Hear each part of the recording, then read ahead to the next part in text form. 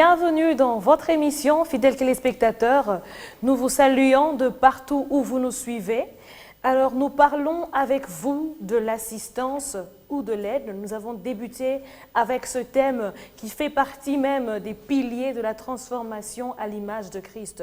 Et quand nous parlons de l'aide ou de l'assistance, nous nous adressons à la fois à la personne qui doit apporter son aide, mais aussi à la personne qui est dans le besoin, à la personne qui a besoin d'une assistance. Parce que la personne qui aide aujourd'hui a sûrement été assistée une fois dans sa vie et même au courant de la vie, de manière continuelle. Il y a toujours des personnes qui nous aident à un quelconque niveau que ce soit. Et à la base, en tant que chrétien, Christ nous a sérieusement apporté son aide dans notre vie. Et donc, d'une manière ou d'une autre, nous devrons l'apporter aux autres et nous serons aussi un jour dans les besoins. Et aujourd'hui, nous nous adressons particulièrement à ces personnes qui sont dans le besoin ou ces personnes qui pensent avoir besoin d'aide. Et nous disons que tout part de notre attitude, tout part de notre conception. Lorsque nous avons besoin, lorsque nous manquons quelque chose,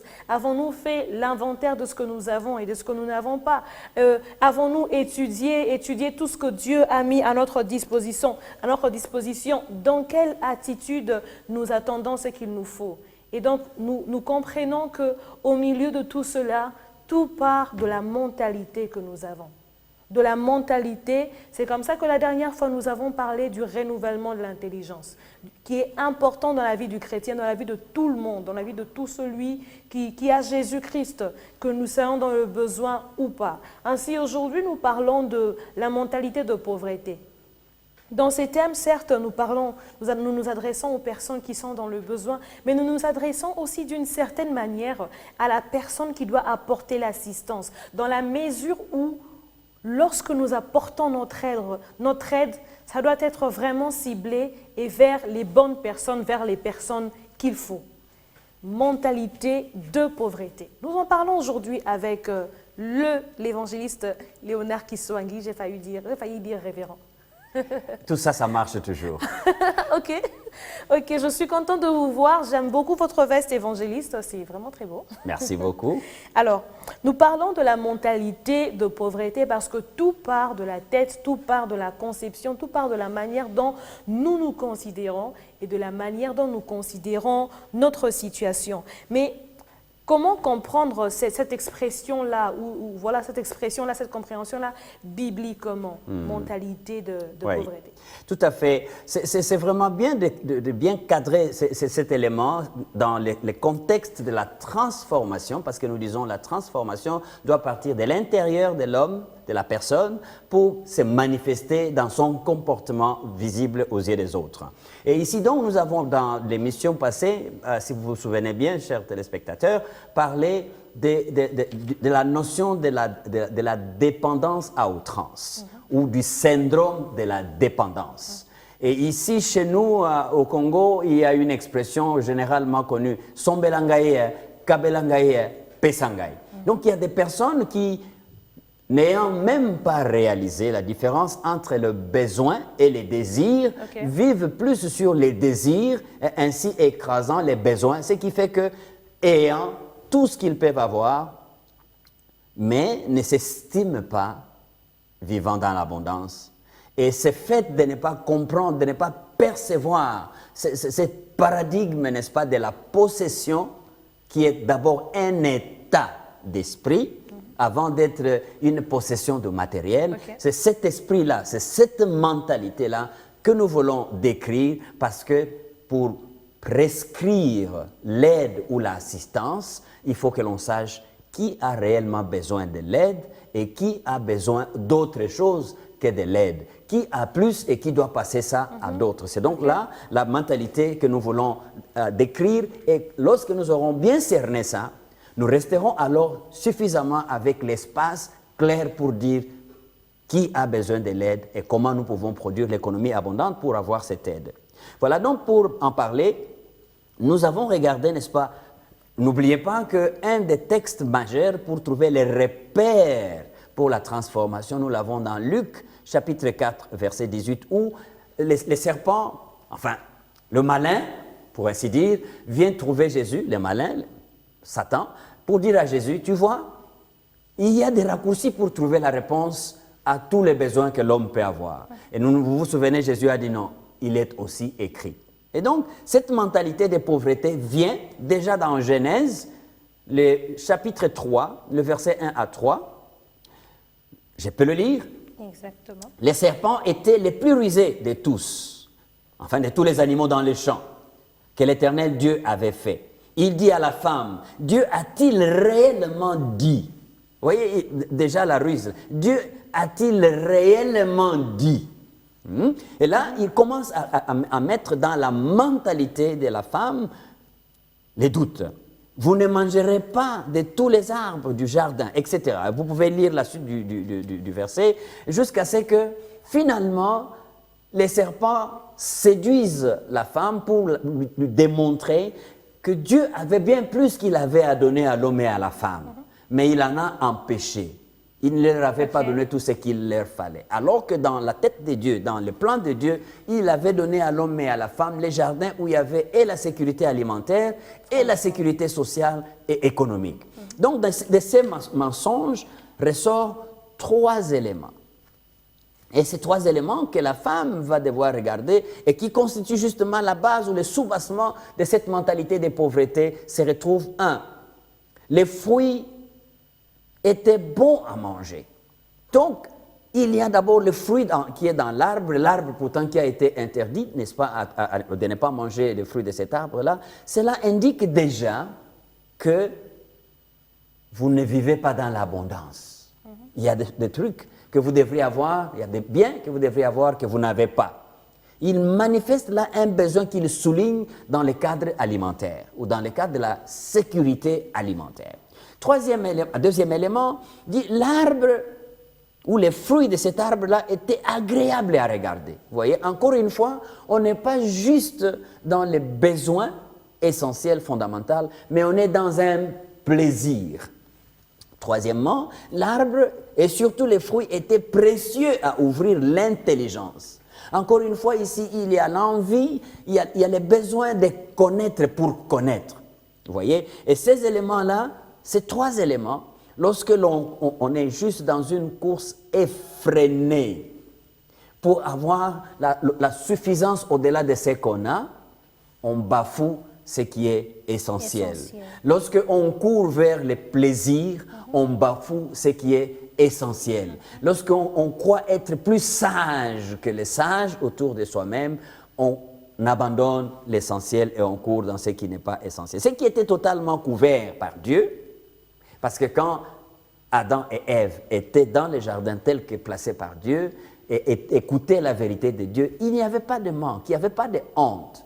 Et quand ils veulent devenir plus intelligents que Dieu, c'est là qu'ils entrent dans la ruse, qui est la mauvaise intelligence, et non pas l'intelligence émotionnelle, comme nous avons fait besoin ou mention de ça. Donc, les besoins vitaux sont laissés de côté au profit des désirs.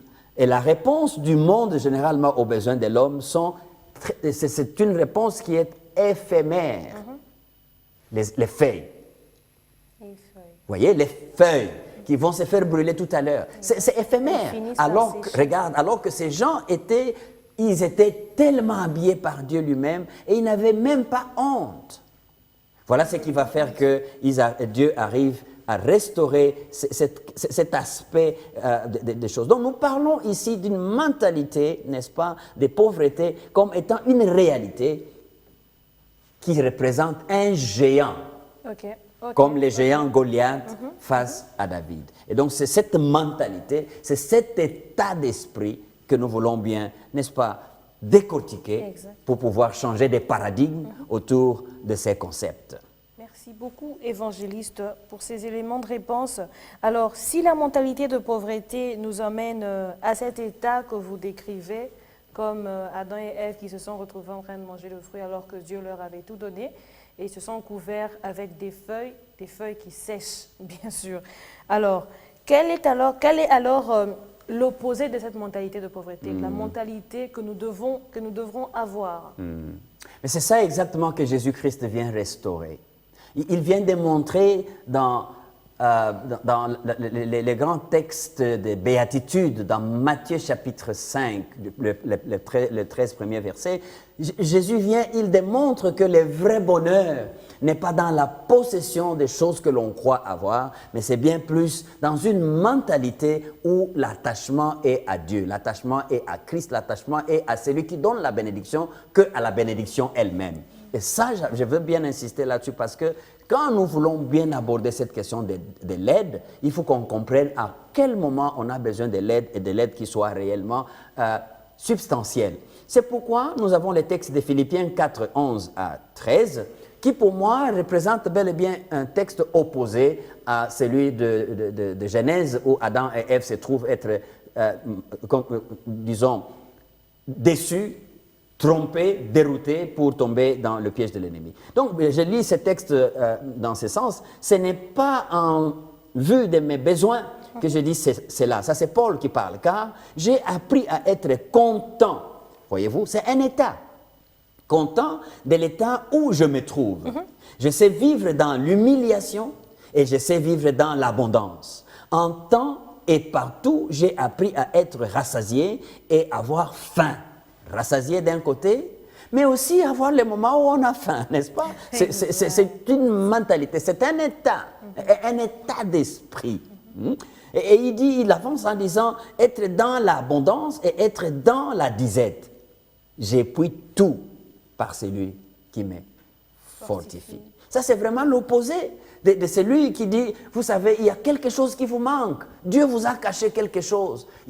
Vous rendez Dieu coupable de ce qu'il devait vous donner. Vous rendez même les autres autour de vous coupables parce qu'ils ont ce que vous n'avez pas. L'envie vous amène à négliger l'essentiel que Dieu vous a apporté. Donc, Paul nous donne une autre perspective de ce qui constitue réellement notre abondance invariable face à la possession variable des biens.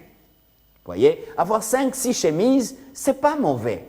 Mais quelle est la raison pour laquelle absolument je veux à tout prix, avec $50 que je gagne, mais je vais avoir des chemises qui dépassent $300 et je vais de crédit en crédit. Pourquoi vais-je vivre au-delà de mes moyens? Vivre au-delà de mes moyens. C'est l'état de la pauvreté qui me pousse à aller là-bas. Et Paul nous donne, n'est-ce pas, l'opposé de cette mentalité en disant, il faut savoir vivre dans l'abondance, quand on a l'abondance, pas pour être au-dessus de tous les autres, mais pour être dans ce qui est essentiel. Mais aussi, il faut accepter qu'il y ait des moments où il n'y ait pas ce que tu désires, parce que Dieu n'a pas permis que tu aies tous tes désirs, mais il a bien voulu que tous tes besoins soient accomplis. Donc, dans cette leçon, nous voulons voir Paul nous montrer qu'il est important de s'attacher à ce qui est essentiel. J'appuie tout par celui qui me fortifie. Et celui-là, c'est qui? C'est Jésus-Christ. Et c'est à cause de cette mentalité d'abondance qu'il a pu aussi déclarer, je cite Paul, dans 2 Corinthiens chapitre 12, versets 7 à 10, 2 Corinthiens, chapitre 12, versets 7 à 10. Et il m'a dit, ma grâce te suffit, car ma puissance s'accomplit dans la faiblesse. Plus dans ta faiblesse. Exactement. Jésus parlant à Paul. Je me glorifierai donc bien plus volontiers dans mes faiblesses, afin que la puissance de Christ repose sur moi. C'est pourquoi je me plais dans les faiblesses, dans les outrages, dans les calamités, dans les persécutions, dans les détresses pour Christ. Car quand je suis faible, c'est alors que je suis fort. Nous voulons insister ici pour dire la mentalité de pauvreté, c'est cette mentalité qui va courir vers l'aide, qui va courir vers l'assistance, tout en s'asseyant sur ce qui est substantiel et des fois même en négligeant cela. Alors, évangéliste, au milieu de tout cela, je crois qu'il est important pour celui qui est dans le besoin de pouvoir discerner lorsque sa mentalité est une mentalité de pauvreté, afin qu'il demande vraiment à Dieu de renouveler son intelligence. Et même aussi, celui qui peut apporter son aide doit aussi pouvoir déceler cela, discerner cela dans le chef de son prochain. Alors, comment, selon vous, quels sont les éléments que nous pouvons avoir pour discerner cette mentalité de pauvreté? très intéressant comme tu places cette question, Madame Jemima. Et elle m'interpelle, moi, qui travaille dans un organisme qui a aussi comme devise proclamer l'évangile dans la parole et dans l'action sociale. L'action sociale qui n'est rien d'autre que l'aide ou l'assistance à des communautés vulnérables. Donc, il faut bien distinguer ces quelques éléments. Notamment, la mentalité de pauvreté place les désirs dans le même ordre, sinon au-dessus de ce que sont le besoin. Donc, le premier élément, c'est de t'asseoir et de regarder. Tu as besoin de 2 chemises, correct. Mais est-ce que les mots chemise dans ta mentalité entre dans les besoins ou dans les désirs? Wow. Tu as besoin d'une femme, tu as déjà une femme. Et le fait que tu sois en train de courir derrière les jeunes filles du quartier, les besoins que tu veux satisfaire là, est-ce que c'est un désir ou c'est un besoin? Je me dis, même quand on est célibataire. Même quand on est célibataire. Mais voilà, en train de courir, est-ce que c'est un besoin ou un désir? Tu vois, quand tu fais cet inventaire, ça te permet de découvrir est-ce que tu es dans la mentalité de pauvreté ou tu es déjà tombé plus bas même que la mentalité même de pauvreté. Est-ce que tu es candidat à l'assistance ou tu es tout simplement un égoïste qui veut accaparer les biens de la communauté? Deuxième élément qui peut t'aider, mon frère, ma soeur, toi qui me suis, là où tu es, quitte la mentalité de la pauvreté, entre dans une transformation à l'image de Jésus-Christ, parce que tu vois, la mentalité de la pauvreté va te dire que le succès individuel, ton succès à toi, est synonyme de l'échec des autres. C'est pourquoi tu verras des gens qui t'envient pour rien au monde, tu ne leur as rien fait, mais ils te combattent à tout prix. Pourtant, ils n'ont pas les capacités que tu as pour atteindre ce que tu as atteint.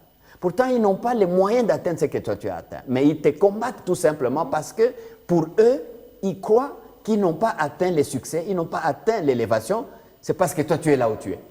Alors que Dieu a placé leur élévation dans un autre endroit, dans un autre poste ou dans une autre carrière qu'ils devaient avoir. Ça, c'est la mentalité des pauvretés quand on croit qu'on peut faire tomber les autres, on peut défier les autres et même parfois par des mécanismes tout à fait méchants. Voilà.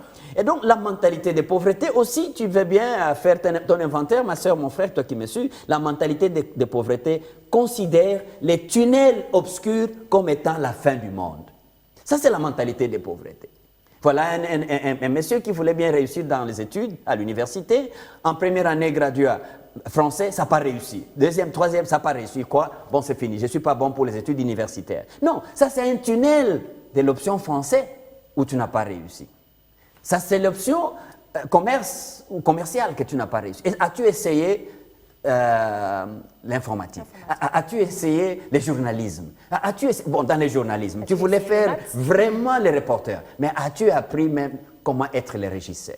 As-tu appris comment manipuler la caméra? As-tu appris comment installer un plateau? Donc voilà, il y a des gens qui se trouvent limités tout simplement parce qu'il a envie la possibilité de l'autre et se bloque parce que le tunnel est obscur devant soi. Cette émission veut dire ça, c'est l'esprit de la mentalité de pauvreté qui risque de te bloquer. Regarde ailleurs, dans une autre direction. Okay. Et enfin, un autre élément pour déceler la mentalité de pauvreté, c'est lorsque l'on se concentre sur la consommation. Il y a des personnes, tout ce qu'ils attrapent comme argent, les premiers du mois, se consomment, les 2 du mois est terminé. Donc, la mentalité de consommation. Jamais on pense que le peu qu'on reçoit, on peut y mettre de côté ce qui va servir pour le lendemain. Et donc, des personnes qui sont dans cet état de choses, qui ont une intelligence limitée et même, je dis, obscurcie, vont être des mauvais candidats à l'aide, des mauvais candidats à l'assistance. Voilà pourquoi cette émission nous aide et nous aidera à avoir d'autres aspects pour quitter la mentalité des crabes, la mentalité de pauvreté pour accéder à la mentalité justement de l'abondance. Merci évangéliste pour vraiment ces éléments importants pour nous aider à discerner nous-mêmes si nous sommes dans une mentalité de pauvreté ou une mentalité d'abondance. Et donc c'est un conseil que je me donne et que je donne à ceux qui nous suivent. Si vous retrouvez en vous ces éléments précités, c'est le moment de changer de comportement, c'est le moment d'aller dans l'autre sens et de prier le Seigneur pour nous aider. Alors je crois qu'on va demander au Seigneur de nous aider, nous qui suivons, afin qu'il nous accorde d'avoir une mentalité d'abondance. Parce que c'est lorsque nous avons une mentalité d'abondance que même lorsque nous avons peu, nous savons aider les autres avec le peu que nous avons. Évangéliste. Père de gloire, aide-nous à accéder à l'économie abondante que tu as créée, que tu as disposée pour chacun de nous. Aide-nous à discerner tous ces moments où nous entrons dans une mentalité égoïste qui croit que mon succès dépend de l'échec des autres. Seigneur, aide-nous à comprendre que lorsque nous avons assez pour nous couvrir, assez pour nous protéger contre les intempéries, assez pour manger, qu'il en ait assez pour songer aussi aux autres, afin que nous puissions, avec l'intelligence renouvelée, l'intelligence émotionnelle, distinguer autour de nous ce que sont les désirs et ce qui sont les besoins fondamentaux de la vie. Aide-nous, Jésus-Christ, à avoir de l'assistance dans ce sens pour que nous puissions transformer nos paradigmes au nom de Jésus. Au nom de Jésus. Amen. Amen. Merci évangéliste.